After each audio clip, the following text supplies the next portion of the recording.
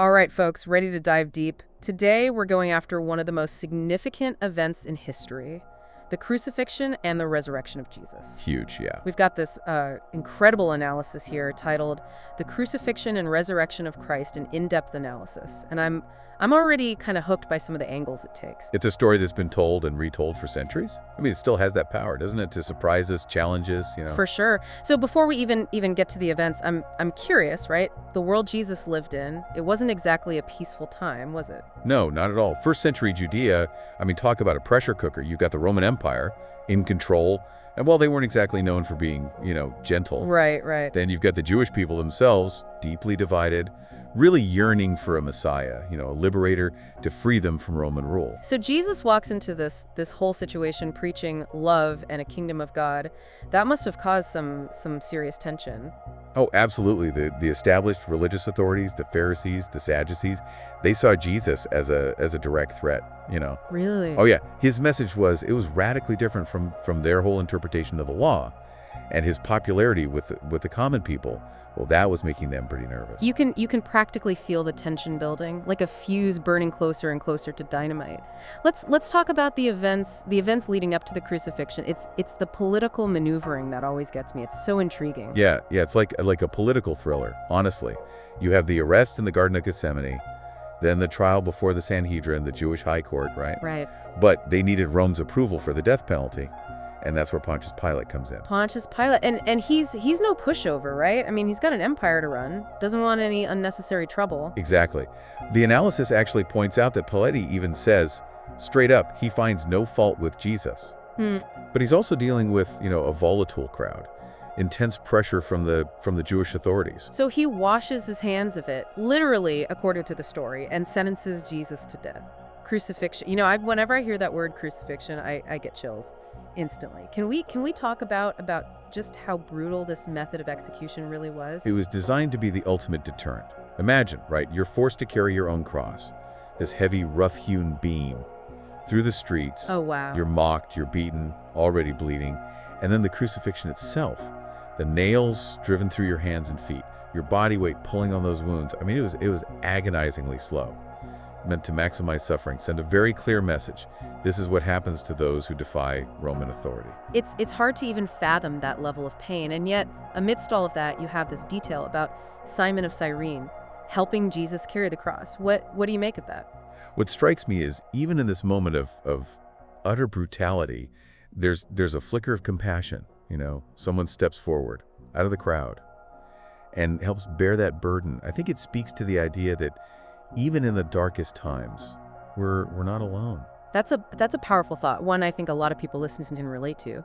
And then the crucifixion itself. Jesus is nailed to the cross between two thieves, and according to our source, he utters what are known as the 7 last words. What can you tell us about those? They must be pretty significant if they've been analyzed and debated for centuries. They are, and I think their power lies in their simplicity and their depth. Each phrase offers a window into Jesus' state of mind, right? His emotions, his unwavering commitment to his mission, even as he's dying. You have forgiveness. Father, forgive them, for they know not what they do. Wow. You have surrendered to divine will. It is finished. And then perhaps most importantly, you have the proclamation, Father, into your hands I commend my spirit. Wow. I mean, to utter those words while going through that agony, it really makes you think. But I'm guessing there are multiple interpretations of what these words mean, right? Especially from a theological perspective. Oh, absolutely. Yeah. Within Christianity, the 7 last words have been analyzed and debated for centuries. I mean, some see them as proof of Jesus' divinity, others as expressions of his profound humanity. Still others focus on their practical implications. How can we apply these teachings, forgiveness, surrender, and trust to our own lives, especially when we're facing our own trials? It's amazing how a few short phrases can hold so much meaning, spark such profound reflection. But of course, the story doesn't end there. Christian faith hinges on a resurrection, right? And for many, that's where things get really, really hard to grasp. It's certainly a pivotal point. And not just for Christianity, the idea that death is not the end, that there's something beyond. It's resonated to people across cultures and throughout history. But in the case of Jesus, it goes beyond just a general concept of an afterlife. Well, let's unpack what the analysis tells us about the about the resurrection itself? I know the empty tomb is a key part of the story. It is, according to the Gospels, Jesus is buried in a tomb after his death. Then on the third day, Mary Magdalene and some other women, they go to the tomb to anoint his body. But it's empty. Empty. An angel appears and tells them that Jesus is risen from the dead. Now, right off the bat, this raises all sorts of questions. Oh, I bet. Were the women confused? Did anyone believe them? The analysis points out that even among Jesus' closest followers, there's initial disbelief, confusion. It's not like everyone instantly accepts that he's come back to life. It takes time, evidence, and for some, like the disciple Thomas, even tangible proof. Right, doubting Thomas, the one who had to see the wounds for himself before he believed. It's a story that, a lot of people, even outside of Christianity, are familiar with, but it wasn't just Thomas who needed convincing, right? Not at all. The analysis emphasizes that Jesus appears to his disciples multiple times after the resurrection. These appearances are crucial, not just for proving that it happened, but for re-energizing the disciples. They went from being devastated, scared, to becoming the foundation of the early Christian church. All because they believed they'd seen the risen Christ. There's a real human drama to that. The shift from despair to belief. It makes you wonder what it must have been like to experience that firsthand. But we also have to acknowledge that not everyone accepts the resurrection as fact. Even within Christianity, there are different interpretations, right? Oh, absolutely. There are volumes written on the theology of the resurrection. Was it a literal physical event? Was it symbolic? What does it mean for our understanding of death and the afterlife? These are questions that have been debated for centuries, and I don't think there's one easy answer. Yeah, it's a reminder that even within a single religion, there can be a spectrum of beliefs and interpretations, which I think makes it all the more fascinating to explore. But for now, let's shift gears a bit and talk about the impact of the crucifixion and the resurrection, because it goes way beyond just religious belief, doesn't it? It absolutely does. Think about it. The cross, originally a symbol of Roman power, brutality, has become the universal symbol of Christianity, representing love, sacrifice, redemption. That's quite a transformation. Yeah, it is. And the resurrection, with its promise of life after death, has offered hope and comfort to billions of people for centuries. But beyond the religious aspect, it's amazing how these events have influenced art, literature, music. It's woven into the fabric of Western civilization, really. Think about the countless paintings, sculptures, musical compositions inspired by the crucifixion and resurrection. And it goes beyond just the explicitly religious works, these themes of suffering, sacrifice, hope. They resonate in literature, film, even psychology. It's a reminder that powerful stories, even ancient ones, have a way of speaking to us across time and cultures. Okay, we've covered a lot of ground here. We've got the historical context, the drama of the events themselves, the theological debates, and a glimpse into the enduring impact. But we're not done yet. In the next part of our deep dive, we'll delve even deeper into how the crucifixion and the resurrection have shaped art, literature, and even our understanding of human psychology. It's amazing how a story from 2,000 years ago can still offer such rich insights into the human experience. I'm looking forward to unpacking it all with you. Welcome back. I don't know about you, but I'm still kind of processing everything we talked about in part one. It's incredible how much depth there is to the crucifixion and the resurrection, even beyond the religious aspects, Yeah, it's a story that's really permeated human culture in ways we're still uncovering, I think. Exactly. And in this part, we're diving into the impact these events have had on art, literature, even psychology. Our source points out that the crucifixion and resurrection have been an endless well of inspiration for artists throughout history. It makes sense, right? You've got the drama, the emotion, the profound theological questions, the ultimate clash between good and evil. I mean, talk about fertile ground for creative expression. Plus, you have this incredible visual, the cross itself. Originally a symbol of Roman power, brutality, it became the defining image of Christianity. Yeah, it's a powerful transformation from an instrument of torture to a symbol of love, sacrifice, redemption. That visual alone has inspired countless works of art. Think about Michelangelo's Pietà with Mary cradling the body of Jesus. It captures the raw grief and sorrow of the crucifixion in a way that words never could. And it's not just Renaissance masters, Caravaggio, Rembrandt, even modern artists, they've all grappled with these themes in their own way. What I find fascinating is how different artists capture the human element of the story. Exactly. Caravaggio, for example, was known for his dramatic use of light and shadow, giving his crucifixion scenes a visceral intensity. You could almost feel the weight of the moment, the pain, the despair. But then you have artists like Rembrandt, whose etchings of the crucifixion are incredibly moving in their simplicity. It's like he's stripping away the spectacle and focusing on the raw emotion at the heart of the event. It's a reminder that there are so many ways to interpret and portray the same story. And it's not just visual art. Literature is filled with references and allusions to the crucifixion and the resurrection. Oh, absolutely. Think about Dostoevsky's Crime and Punishment, the protagonist's journey of guilt, suffering, and ultimately redemption. It mirrors the themes of the crucifixion narrative in a profound way. And then you have T.S. Eliot's The Wasteland, a poem that uses imagery of the crucifixion and the resurrection to explore the spiritual barrenness of modern life. Pretty bleak, but also incredibly powerful. It's amazing how a story from 2,000 years ago can still speak to contemporary issues and anxieties. And let's not forget music. I mean, some of the most iconic pieces of Western classical music were inspired by the crucifixion and the resurrection. Absolutely. Bach's St. Matthew Passion. It's a monumental work that takes you through the entire story of the Passion, from the Last Supper to the crucifixion and the burial. Emotionally overwhelming, especially when you consider the context of Bach's own faith and the role of music in the Lutheran Church. And then there's Handel's Messiah. Oh man, the Hallelujah chorus gives me chills every time. It's pure joy and celebration, reflecting the triumph of the resurrection. Exactly. It's a testament to the enduring power of the resurrection story, to inspire hope and awe even centuries later.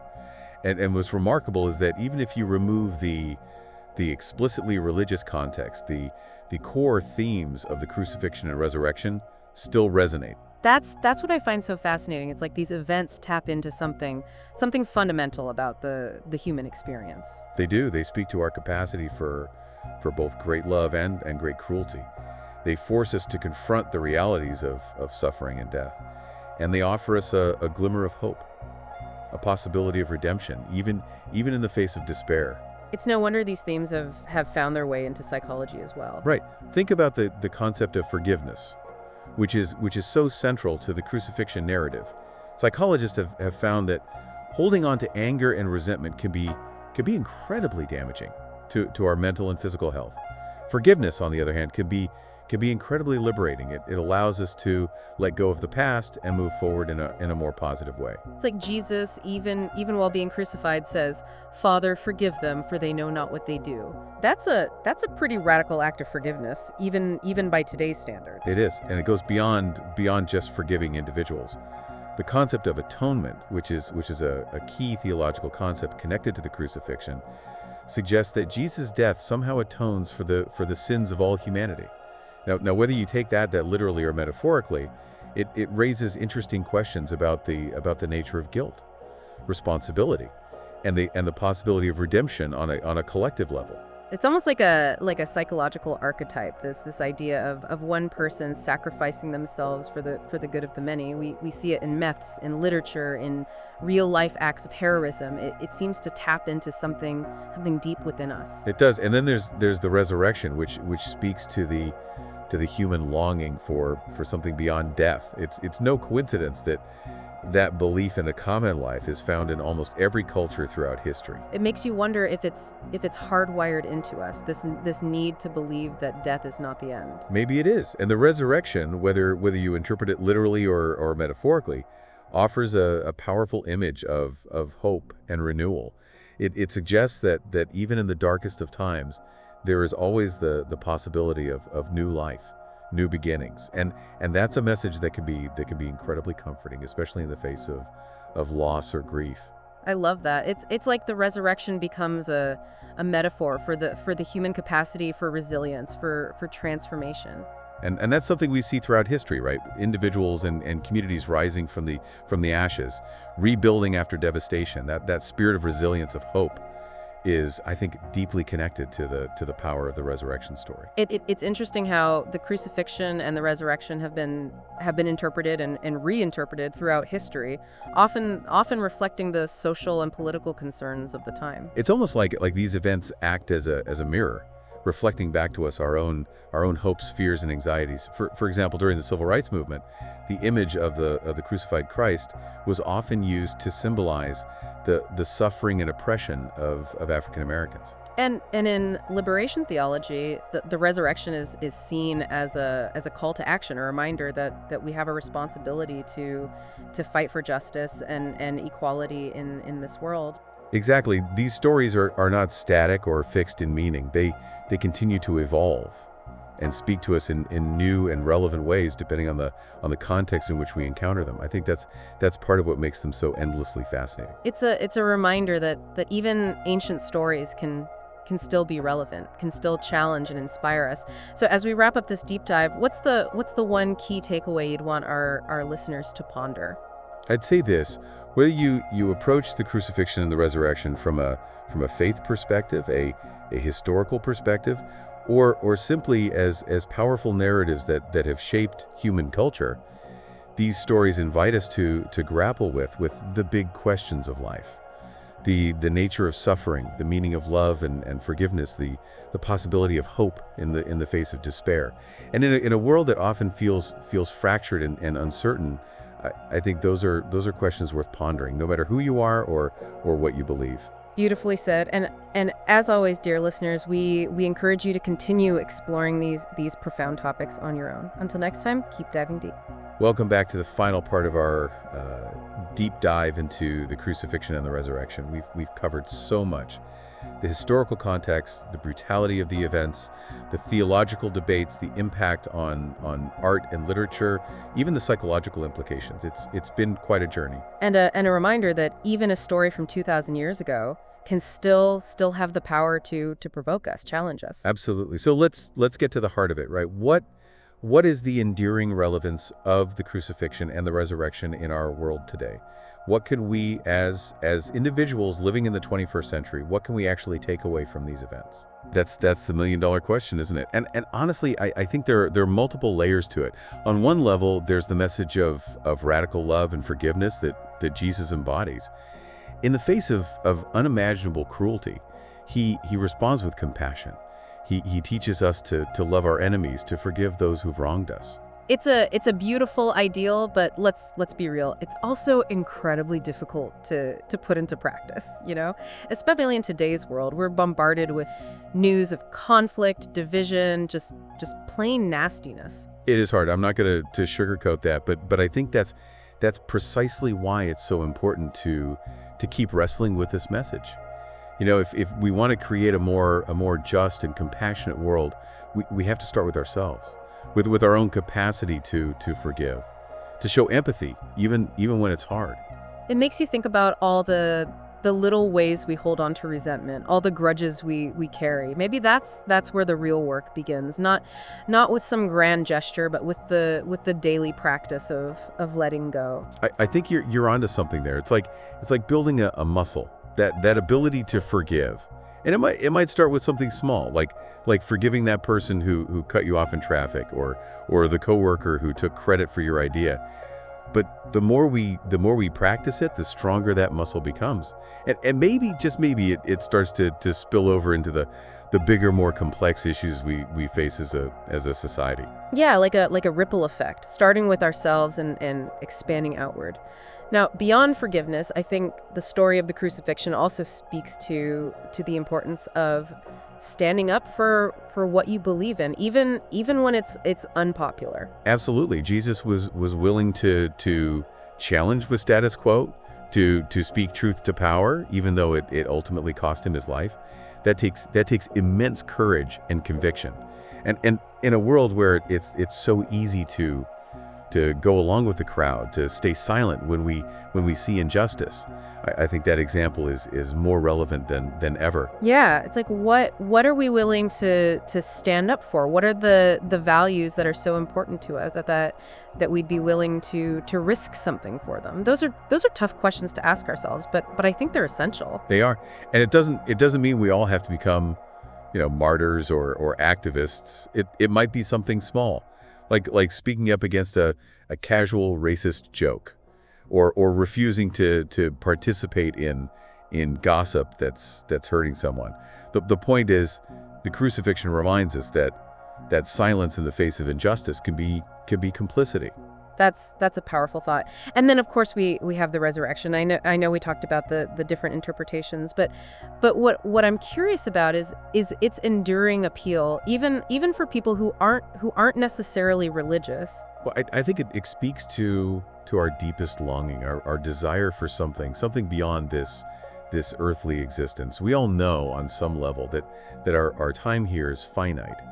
And the resurrection, whether you take it literally or metaphorically, offers a glimmer of hope that death is not the end, that there's something more. It's like that universal human need for meaning, for purpose, and the resurrection with its promise of new life, of transcendence, offers a way to make sense of the pain and the loss we inevitably experience in life. Exactly, and it doesn't have to be about heaven or an afterlife. It could be about finding meaning in the midst of suffering, about recognizing the possibility of renewal and growth, even in the face of tragedy. I love that. It's like the resurrection becomes a metaphor for the human capacity, for resilience, for transformation. And that's something we see throughout history, right? Individuals and communities rising from the ashes, rebuilding after devastation. That spirit of resilience, of hope, is I think deeply connected to the power of the resurrection story. Yeah, it's interesting how the crucifixion and the resurrection have been interpreted and reinterpreted throughout history, often reflecting the social and political concerns of the time. It's almost like these events act as a mirror, reflecting back to us our own hopes, our own fears, our own anxieties. For example, during the civil rights movement, the image of the crucified Christ was often used to symbolize the suffering and oppression of African Americans. And in liberation theology, the resurrection is seen as a call to action, a reminder that we have a responsibility to fight for justice and inequality in this world. Exactly. These stories are not static or fixed in meaning. They continue to evolve and speak to us in new and relevant ways, depending on the context in which we encounter them. I think that's part of what makes them so endlessly fascinating. Yeah, it's a reminder that even ancient stories can still be relevant, can still challenge and inspire us. So as we wrap up this deep dive, what's the one key takeaway you'd want our listeners to ponder? I'd say this: whether you approach the crucifixion and the resurrection from a faith perspective, a historical perspective, or simply as powerful narratives that have shaped human culture, these stories invite us to grapple with the big questions of life, the nature of suffering, the meaning of love and forgiveness, the possibility of hope in the face of despair, and in a world that often feels fractured and uncertain. I think those are questions worth pondering, no matter who you are or what you believe. Beautifully said. And as always, dear listeners, we encourage you to continue exploring these profound topics on your own. Until next time, keep diving deep.